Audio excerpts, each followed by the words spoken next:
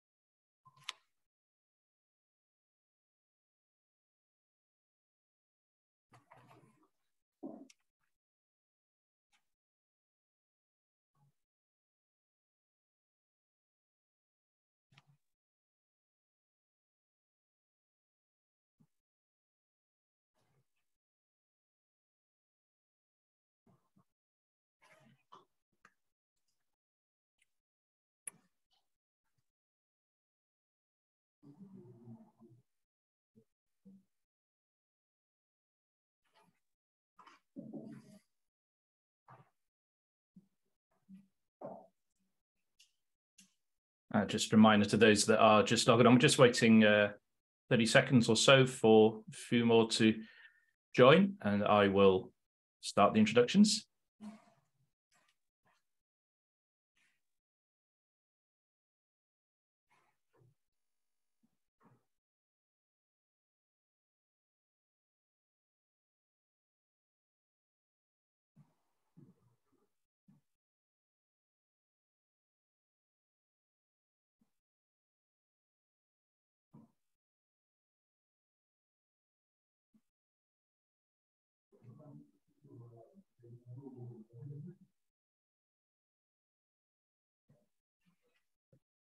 Okay, well, welcome to everyone who's registered and joined for this webinar, wherever you are presently in the world today.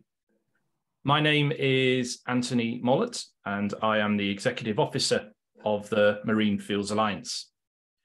The MFA is focusing on the topic of sanctions, compliance, and vessel screening, with our growing membership of companies across the bunker supply chain. And I'm delighted to be able to present this webinar today with two of them, Windward and Element Alpha. I'm joined by guests Harry Corkery and Stuart Chiefrey. Harry is Senior Director of Business Development and Strategic Accounts at Windward. Stuart is Compliance Officer at Element Alpha. There is a tremendous amount of information and media content around the subject of sanctions. The very fact that we have a great number of people registered today reflects the level of interest, but also concern that companies have presently. With particular focus on the bunkering business and ship-to-ship or STS operations, let us get straight into the discussion with Harry and Stuart. We will go through various elements that affect businesses and how they navigate between opportunity and risk. This is a critical subject and one that we encourage all companies to share internally with colleagues and embed into process and procedure. Now, hopefully we'll have time for some questions and answers at the end. If we don't, we will come back to those that do type a question in the box. So please do so. You can do it anonymously, or if you wish to be named, you also can. So we'll get straight into it. And I'll start with the question: what has changed in the ecosystem in the past year that suddenly puts such a great focus on the risk of STS and bunker operations? I'll hand over to Stuart to answer that. Yes, thank you, Anthony, and thank you for the kind introduction. So as you rightly put it, in the last year, we've all seen the invasion of Ukraine by the Russian military. And this has been a game changer for marine fuel sanctions. But not only, also for all types of maritime services. It can be P&I clubs, it can be any type of marine service to a vessel.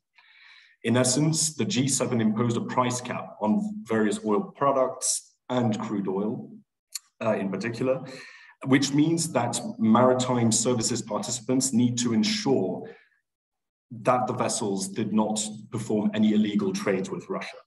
But what this also means is that these companies have come under strict focus from the regulators. Being far removed from a transaction no longer means that you are far removed from sanction risk. And this is what bunkering companies in particular should pay close attention to. And Harry, the emergence of the grey fleet to add on top of that, and how companies are meant to understand exactly what that is. So again, in this new era we're in, explain that element. Yeah, absolutely. I think we should take a step back very quickly and take a look at what's actually physically happened since the Russian invasion of the Ukraine in terms of sanctions evasion in the maritime world. What we're seeing is a dramatic increase in ship-to-ship operations in order to move Russian molecules out into the world. But it's not just one STS, right? What we're seeing is like chains of STSs. So they're like multiple back-to-back STSs where Russian molecules are being passed. In addition to that, we've seen a dramatic spike in location tampering. So it's not just vessels that are flat out engaging in deceptive shipping practices anymore. There's the emergence of a grey fleet, right? So it's not just black and white in terms of, is this vessel engaging in deceptive shipping practices or not? There's a whole new grey area. And within that grey area, we've identified alone around 900 vessels that are engaging in this activity, right? And it's really around the subset of vessels that are masking what they're doing, which has led to a change in the way that people are approaching the evasion of sanctions, right?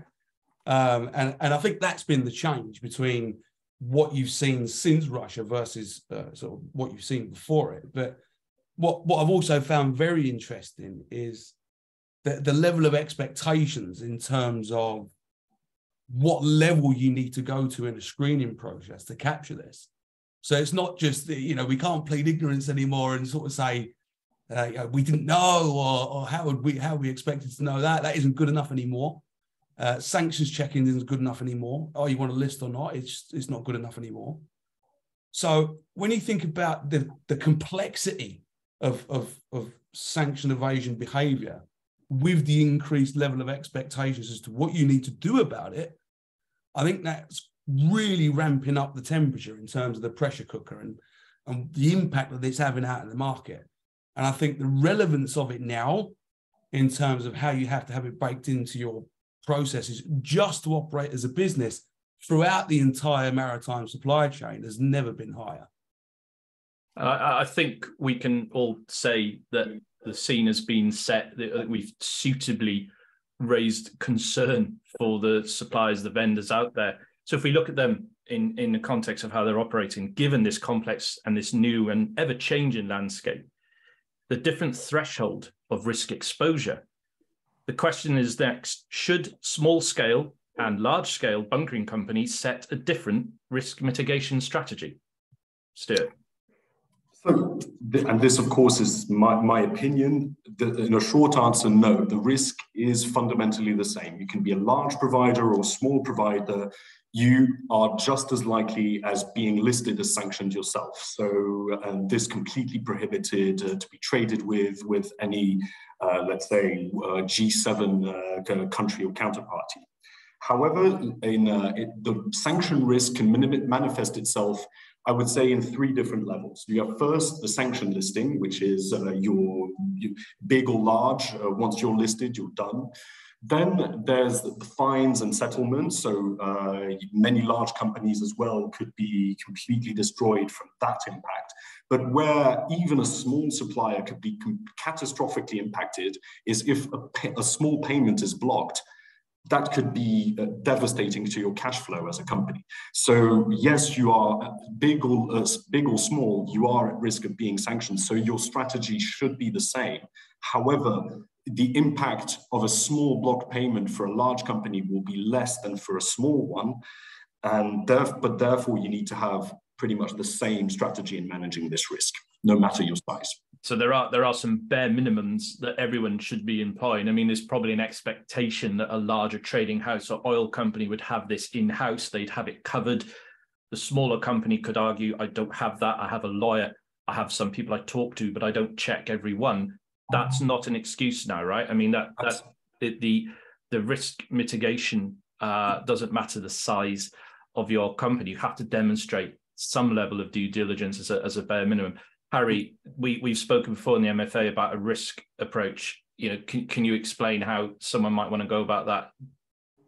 Yeah, I think a risk approach is a must. I think, as we previously said, we can't just say we didn't know anymore, right? So we have to do something. And I think I agree that the risk and the ultimate goal or the ultimate result that you could end up with is the same, regardless of what size you are. But I do think that you can look at it through various different lenses. But I think it more depends on your trade, actually, than it does size. Because I think the right approach is to look at it through your own lens in terms of what you're exposed to.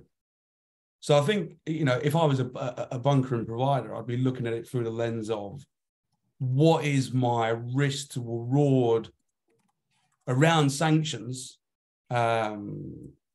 specifically on a transactional level, right? So when we think about credit risk and when we think about payments being blocked, what is it at a transactional level, right? So per service provided, am I looking at, right? Is it 6 figures? Is it 7 figures versus the margins? And you'll get a very quick, I would imagine, particularly with bunkering, which I think is what makes it pretty unique, is that the risk to reward is quite an imbalance.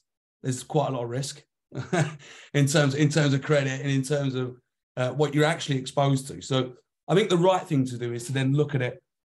If you think about that three-tiered approach, the dark fleet, the grey fleet, and the cleared vessels, to what level are you exposed to those vessels based upon, be it the geography you're operating in, be it the type of vessels you're servicing, be it whatever. Look at it through your lens to understand, because now's the time to have the conversation, right?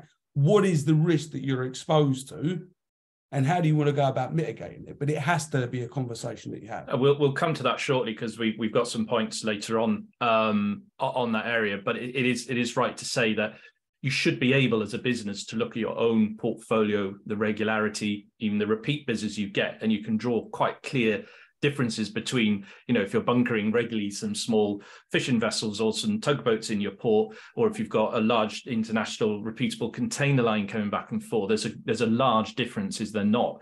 Same with STS as well. I mean, obviously, typically ship to ship is liquid cargo, but you should know that. And so when you're writing your risk-based approach internally, do it as a team, do it together, and then go to the people that underwrite your risk and say, this is how we're setting out to do it, basis we know our business.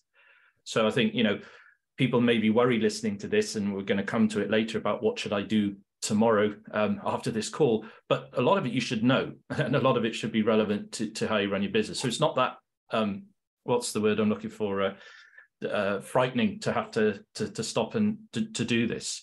I just wanted to make a last point, actually, because large companies as well, very large Fortune 500 companies, will have access to lobbyists that could directly go speak to the governments in Washington, etc., in order to resolve a sanction violation, while the small provider may not necessarily even have the resources to be talking to those kinds of people. So you really need to have the processes in place, very strict processes in place as a small provider as well, because you will not have the time to sort out your sanction violation issue.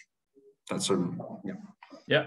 If we look at the technology side of it, regardless of your size of your company, you do have to find this balance.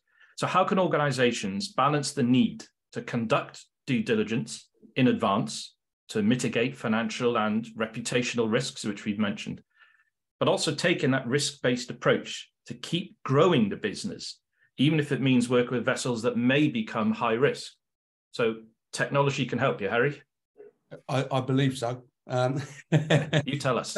I think, look, the way I like to imagine it is, I like to imagine it as a Venn diagram, right? Because when people start hearing technology, it's like, particularly when it comes to highlighting risk, right? It's like, well, am I going to wake up in the morning, everything's going to be red, I can't do any business, and what's the point of me going into the office anyway, if that's going to be the case? But that simply isn't what happens, right? So the way I think of it is in a Venn diagram. So there's a circle over here, right? Which is, there are a lot of risks out in the world right now that you absolutely have to mitigate yourself from. I mean, there's no question. You know, the 17th of April, OFAC issued a warning, right? And they were talking about two things. They were talking about ship-to-ship operations, and they were talking about location tampering, right? These are two things that have really emerged since the invasion, right? So they're examples of risks you absolutely have to highlight. But then on the other side, there's a whole nother circle around you've still got a business to run, right? You've still got to earn money. You've still got to do deals. You've still got to... And if you're in a live trading environment, particularly as a bunker provider, you're in a live trading environment where decisions need to be made. It's all about speed on the front line as well, right? So it's about getting to the right answer quickly. So you put those two circles together, there is a sweet spot in the middle. And when you think about how you deploy technology to cope with both sides of those Venn diagrams, you should be looking at that sweet spot. So for example, right, deploying domain-focused artificial intelligence allowed us to identify 460,000 ship-to-ship operations in 2022, which is a dramatic increase since Russia, right? But it sounds like a lot. But the reality is, remaining within that sweet spot, we were able to front load and clear 99.6% of those STS operations as having no connected risk. So that's 0.4%. So on going back to the Venn diagram analogy, over this side, we've uncovered the risk. We've uncovered the ship-to-ship operations. We're looking at the right things. We're asking the right questions. But in terms of velocity, getting velocity into a live trading environment, we're using technology in the right way to clear as much business as possible at speed. And if you're worried about technology, you really should be thinking about that sweet spot. Because the other area of value I believe technology adds is the way we view the world now is not going to be the way we're going to view the world in a couple of months from now, as we learned through 2022. The way we view the world 2 years ago is not the way we view the world now. So technology certainly helps when you think about scalability. So there are new risks emerging all the time, right? So a human being simply can't look at every single vessel that's floating on the water and understand what she's doing at any given time, right? But technology can. But the right technology can really bring to the fore like new typologies that will present a risk to your business that perhaps you hadn't thought of previously. This links into conversations we've had in the Marine Fuels Alliance when we've talked about credit, and we've linked it to credit and compliance. If a company uses their credit manager well, they can actually be a commercial advantage because they're looking at companies, their stance, their growth, development, and history. So once again, I come back to something I said at the start. We've opened up the level of concern here. We've opened up the frighteners for this audience and probably the wider global audience in shipping. But actually, if used properly, there's a commercial advantage to be had. Bunker prices remain high, margins remain strong. Companies do know that they can do certain trades legitimately and with careful planning. So I'm a very positive person, and I want to keep coming back to that this isn't a negative necessarily. There are commercial opportunities here if people take the time to stop and understand the practices they're doing and explain it across their supply chain and rather their internal colleagues, because you can't have the managing director and a financial director not sleeping at night, which Stuart's a phrase we've used quite a lot in the MFA, what keeps the MD awake at night, if they don't trust the person on the front line doing the sale and the operation when they go to London, to Houston, to Singapore, Dubai, to the events and come home with business cards and instantly start trying to do deals to make their monthly margin and to bring the money in, there is commercial opportunity through technology as well. So that was a positive I wanted to give, because I think otherwise people see this as a very negative and closed conversation. Yeah, absolutely. I think you've got to find that sweet spot. Mm-hmm. No, I completely agree. And like Harry was saying before, it's about selecting the correct approach based on the risks you are facing. And really, it's a tough sweet spot to hit. You really need to be capturing all the risks, but you also don't want to be killing your business. So really, I really invite anybody listening to consult with a professional legal person specialized in sanction risk management on these matters, to take a look at your organization, to take a look at the risks that you are facing every day, but at the same time that understands your industry sufficiently to not completely block your company from doing any business, because as we've seen, that's actually not the intent of those sanctions either. The sanction authorities do want global shipping to take place and to continue despite all of this, but it takes good risk management and applicable techniques, so to say. We've had bunker supplier companies say to us, and this leads into the next question, small companies are already restricting their own business through caution, through fear. They say they're doing the best they can to make the checks. So the next question, where is the pressure coming from to comply? There are some companies that are being diligent enough to recognize they need to make change, but where is the pressure coming from to comply rather? Stuart, you're close to some of the banks and the insurers. Is it from them? Are they writing these policies? Oh, definitely. Every day we are constantly challenged by our financial institutions, insurance as well, but primarily from the financial institutions, that's for sure. And not having the proper processes in place, not being able to demonstrate the steps you took to clear a vessel from a sanctions perspective could be fatal, or at the very least could cause tremendous delays in transaction financing. But the regulators, like I said in the beginning, they are looking at bunker providers, at maritime service industry as well. Sanctions used to be really focused on banking, really focused on large commodity traders, but today everyone is in scope. That's for sure. And the recent history of the bunker community in the financial sector isn't great reputationally, right? So the more a small supplier and an STS operator, let's not forget, there's not so many of them in the world, and they're not as widely known. The major international ones are, but there's many more local ones.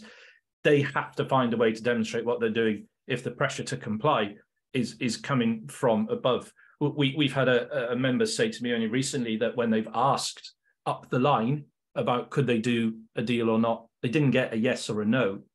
They got very ambiguous wording back from their bank, almost along the lines of, well, we probably wouldn't do it if we were you, but is that a yes or a no?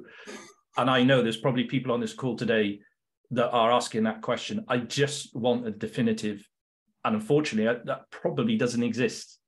Doesn't. You'd even admit that, Harry. Yeah, absolutely, and it all comes back to that whole where is it coming from? But what we've seen a dramatic increase in is the way that banks are speaking to organisations like us. So organisations like us that are deploying cutting edge technology to look at the real risks that are involved. They're changing the way they view the world.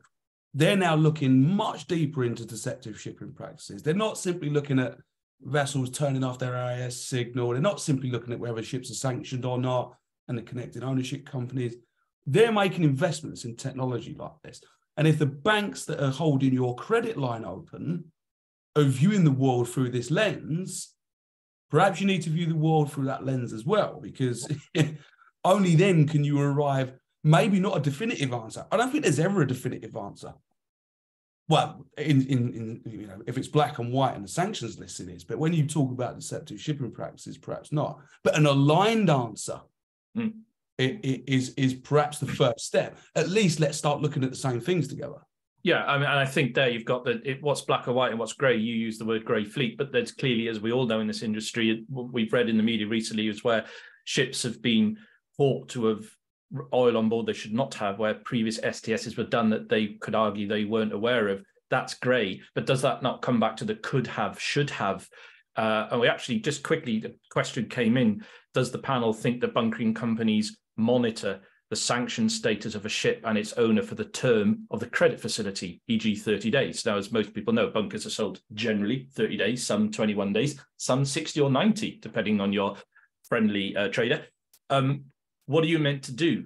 You know, if something happens to that ship after the bunkering, could you have known? Should you have known? And that's a really difficult one. Now, that may never get to court. It may never be a judge deciding that, but you want to be able to say or alert, flag at some point, that's happened. I'm letting you know I've got $800,000 riding on this. Harry, you know, how does Windward help with that, for example? So I think there's two elements to it. There's technology and there's workflow. I think technology is what we've been discussing so far, but the workflow element is critically important. It's not just about what technology you use, it's how you use it and how you put it into practice so that A, it doesn't kill your business. So it's not going to stop your traders from doing deals. B, it covers your risks. But C, it allows you to operate in a way to answer these questions when you're approaching a problem. Yeah. So if you think about what was our view of the world when we were assessing this deal, how do we capture it? How do we make a record of it? And how do we prove that we went through a stringent due diligence process to be able to clear this deal before we did it? And here are the reasons we cleared it. And it's based upon an aligned view that OFAC shared, that the banks are sharing, that you know, that we're all moving towards together. But so then is the problem, like with the credit manager and Stuart, you're probably one of the least popular people in your company, nothing to do with your personality, it's your role. Is it the same with technology that you're adding another layer on for that trader to have to go and do, or the seller to have to go and do? Again, we go back to the analogy. I've got the business cards. I've made that new relation. I've got my first deal from them or inquiry from them. You've just added another layer on. Top-down approach. Somehow you've got to get it in your company from the MD down. You may not like it, like the credit guy, like the compliance officer. You have to do it. It's got to be in your contract, right? Or you could lose your job. This is the top-down approach. Engage everyone in your organization, yes, and make them understand the benefit. Exactly, and it's all down to how you communicate this on this type of risk internally as well. You need to involve everybody on it. It needs to be clear as to why you're doing it, and that definitely it's definitely a good. It all boils down to communication, in my opinion. And that's so how you get it across. That leads us on to the next question, which we thought of before this webinar. Then, recognizing that many, not all, but many bunkering of some of the fender companies out there don't have a proper due diligence and screening process in place. So what would you suggest they do first thing tomorrow morning to get the ball rolling? Let's imagine it's your weekly or monthly team meeting. We've just touched on that top-down approach. What do they do tomorrow, gents? What's the first thing you would do if you were in that team? I think it's important to know that you haven't got to reinvent the wheel. This exists. There are solutions out there that exist, and there are organizations that can put technology in place, but not just technology, to help you through understanding what a workflow looks like for an organization that looks similar to yours. And, you know, perhaps you tweak it, but you don't have to do it on your own, I think, is a key message. So I think it's a consultative process, right? If you're taking your first steps into this, it's a consultative process, right? It's, here's the technology you should deploy and why, and here's what it looks like in a workflow in an organization that's similar to yours. And here's how we're going to take it from where you are now to where you can conduct business safely and hopefully enable some more business along the way, right? But I think it's important to first of all start the conversation. How do you start the conversation to say, okay, and I think you made a good point earlier, Anthony, do it as a team, sit down and start talking about what are the risks that you're exposed to based on your geography, based on your trade, based on the vessels you service, and start mapping it out. And engage sales and ops, because sales and ops are often listening to the wider chatter that's going on, be it on WhatsApp, be it in the meetings and the seminars of this world. The MD knows what he does, but he's also trying to buy the cargo, keep the barges running. You've got the finance director who is, you know, looking at the money coming in and the overheads. You've got the ops guy who just cares about that game of Tetris of moving pieces around the port to make fuel supply.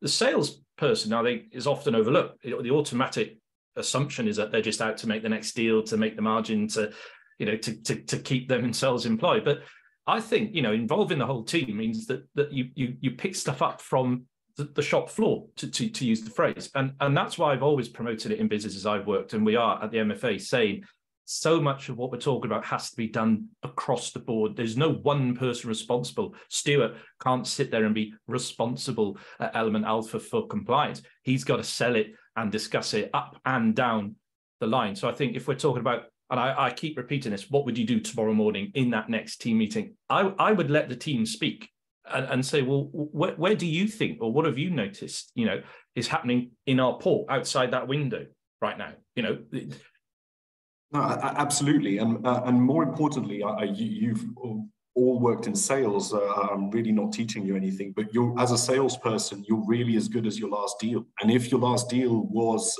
bunkering a completely sanctioned dark vessel, your reputation is also personally on the line, and people might stop working with you personally in the future if you're all over the press for having dealt with such vessels. So it's not just your organization as a salesperson that's at risk, it's you as well, reputationally speaking.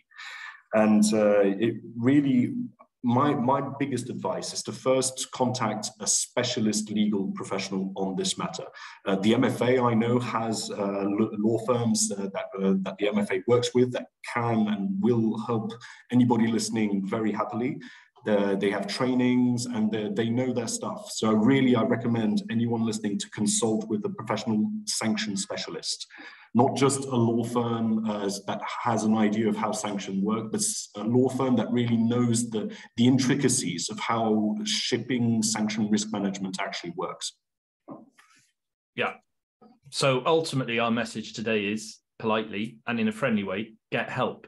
Yeah, I recognize as companies on this call from across the bunker supply chain, or indeed not even in bunkers, there may be people from the other areas of shipping, maritime, and finance and finance law. But what we're saying to the suppliers of this world, be it STS operators or agents, anyone in shipping maritime services, bunkers, particularly on this webinar, get help and don't be afraid to ask. This is why we're aligned at the MFA with, for example, Windward, and we're delighted to have people like Stuart talking, because you're looking at it from literally within the trading company, and you're seeing it with bigger cargoes. And I think it's fair to say, when we started this conversation, a lot of it was about cargoes and chartering and looking at ships. But I think it was touched on earlier on this call. The lifespan, the life cycle of someone chartering a vessel is very different to a bunker inquiry, right? And for those that don't really know the bunker industry on this call, a bunker deal can be done in 15 minutes. That doesn't really leave a lot of time for all the checks and balances to be done. Yeah. And we all recognize that they may not be done straight away. So having the backstop of being able to check continually through the deal is essential if deals are done that quickly. And in sales, Harry, you know that from your time in port agency as well, things happen very, very quickly. And it's an opportunity for people trying to circumvent, or for people trying to get around a problem. It's an easy target to go to. I keep saying small, but compared to the larger trading houses and suppliers, it's less likely they've got the controls in place. You're more likely to get around, to circumvent. Would you agree with that? I would totally agree with that. And I would take it a step further and say the risk is even higher. As you get more and more towards the coalface of the maritime world, the decision, or the time you've got in order to make a decision, gets shorter and shorter. And 15 minutes is, and you're absolutely bang on the money, because that's real talk. That is exactly what you're working with. And even as you go into other service providers like port agents who are making instant on the spot decisions about servicing vessels in any way, the lower the time that you've got, the more you're exposed to the risks that are out there. Because so then, are we then saying, let's put more emphasis on that and say that actually this is where I need these tools the most, because I haven't got the time to be going through a process that's going to take a 15-minute decision process into over an hour, and I'm going to lose a deal. Yeah. So do I need to invest in cutting edge technology that's going to front load that decision-making process, reduce all of those false positives, and enable me to move with velocity, because that's what my business dictates. Yeah. If we think of the top-down approach internally, I guess that works externally as well. Stuart, you're in the world of chartering and some large cargoes. How can owners and indeed bunker buyers help to enforce this as well? We talked there about investment, Harry. Is there a move towards collaboration? So as part of the KYC, as part of your compliance check of your vendors, should the owner, the charterer, the bunker manager be asking of his suppliers, when they ask, have you got insurance in place? Have you got credit management in place? Would this be one of the questions that you would be looking for if you're doing we've done a compliance piece recently, a KYC piece. This top-down approach, could this come from the buyer, the owner, down the line? Oh, definitely. And to ask as many questions as part of your due diligence process as possible will, of course, bring risks to light. If you don't ask a question, you can't know. But most importantly, it also takes using technology such as Windward, but not only, there are many providers out there, of course, in order to try and identify these risks. And I really do recommend anybody who hasn't gotten on board with one of those technology firms to urgently get on board with this. This is now going to be ubiquitous, no matter your size, no matter where you are within the shipping supply chain worldwide. And that's the point we want to make across. Yeah. We do have some questions coming in, so thank you to those listening today. I think I'll hand over this one to Harry. I'll read it out. If you have identified vessels that are trading in breach of sanctions, are you taking any action reporting them? Vessel insurers are heavily focused on sanctions for very obvious reasons. Are vessel owners being reported to insurers? It would be very difficult for those vessels to trade without valid insurance. Yeah, I think it's a great question. I think it's important to understand what we do as a technology company, right? So we are a decision support platform for high risk activity in the maritime world within our compliance space. I think that's important to understand.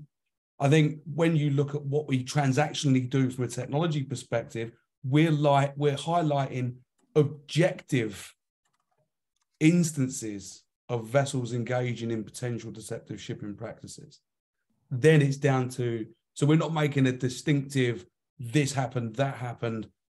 What we're doing is we're providing you a white box to show you this happened, here is the factual objective details around it, and here is the level of risk that's associated for these reasons. And then it's down to a human being to make the decision. So nothing was shared with any authorities that aren't using, let's say, your platform or have access to the insights. I guess that's why P&I and insurance companies are buying into as Stuart said, there's various systems out there. That's why they're buying into it, right? Because they're not going to get a feed from anywhere else other than hearsay, which is clearly not the right way forward. Yeah, absolutely.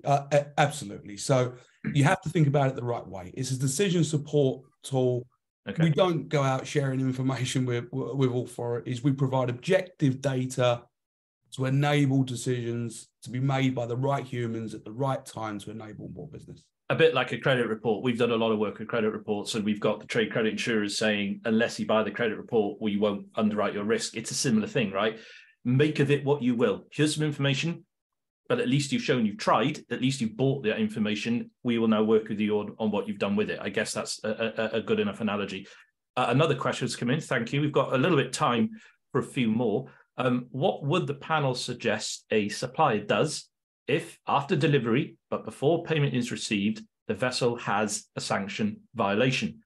Assuming the required due diligence had been done prior to accepting the nomination in the first instance. So again, classic example in the bunker industry, possibly less so, well, possibly true of STS as well, but bunkering, in my history, I've bought for the Shell fleet where you had a VLCC that bunkered once a month. So, easy to track. Or you had a chemical tanker going between Rotterdam, Immingham and Denmark, which probably did 8 port calls and possibly 3 bunkerings before yours was even due.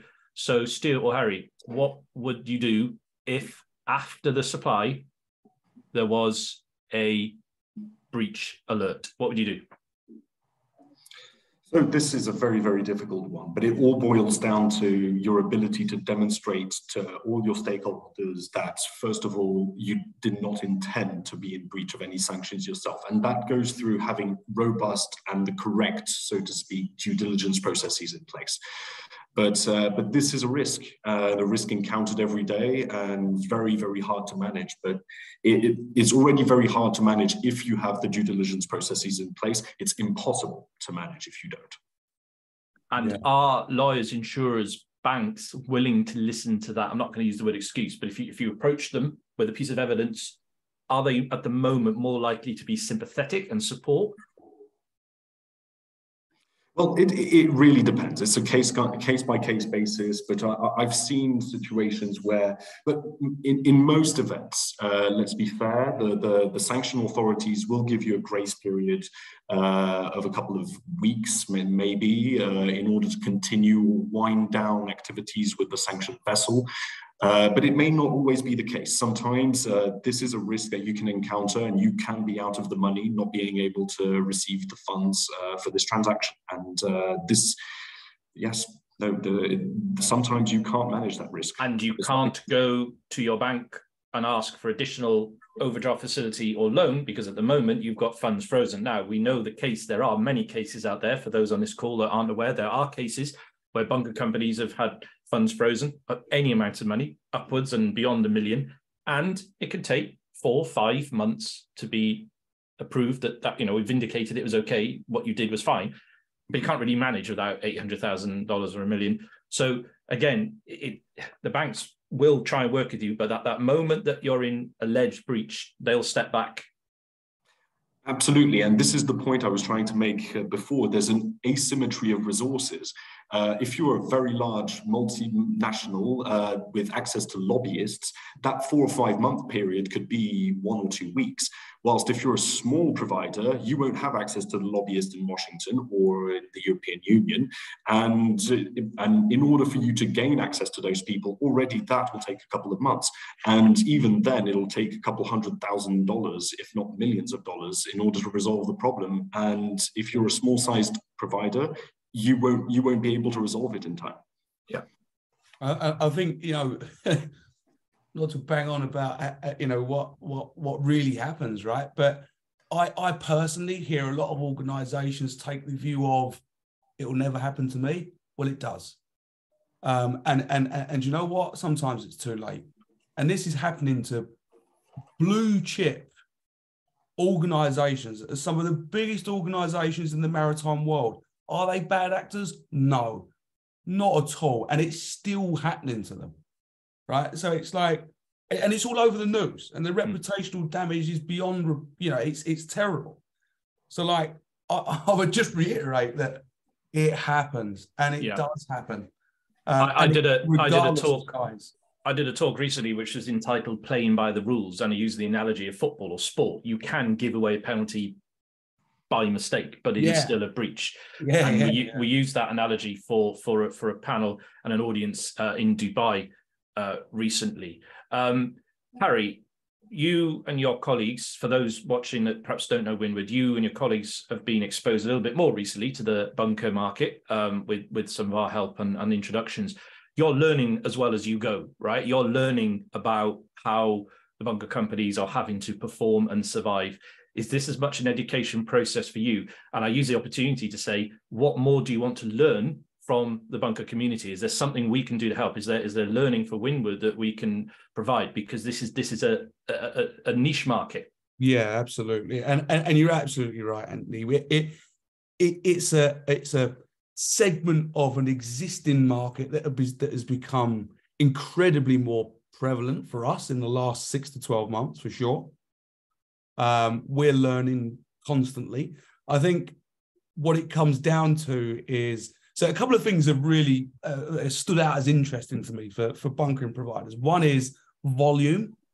So when you look at, because I can tell you, an average-sized bunker provider or a medium-sized bunker provider is screening more vessels than some of the largest organizations on this planet.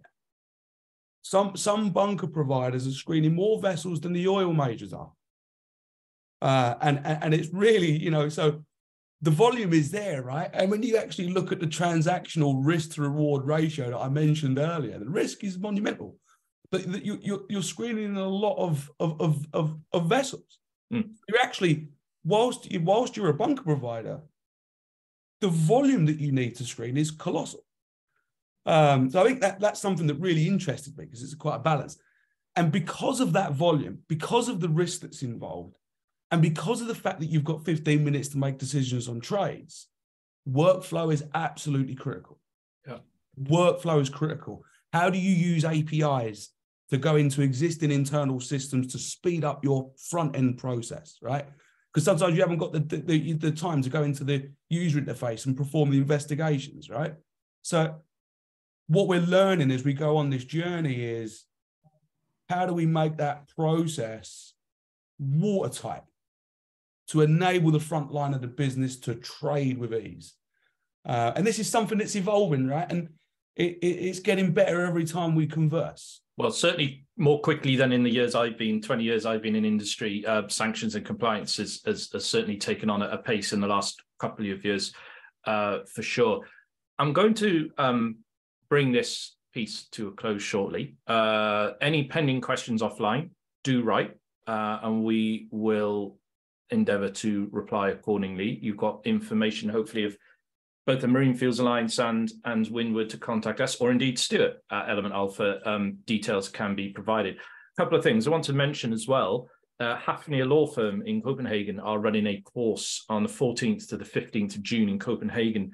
Go to Hafnia Law Firm or the MFA website for details. It's on sanctions, and they have some legal specialists doing a bespoke workshop course where they're going to look at some live examples, things that have happened. So that's going to be very informative, I'm sure.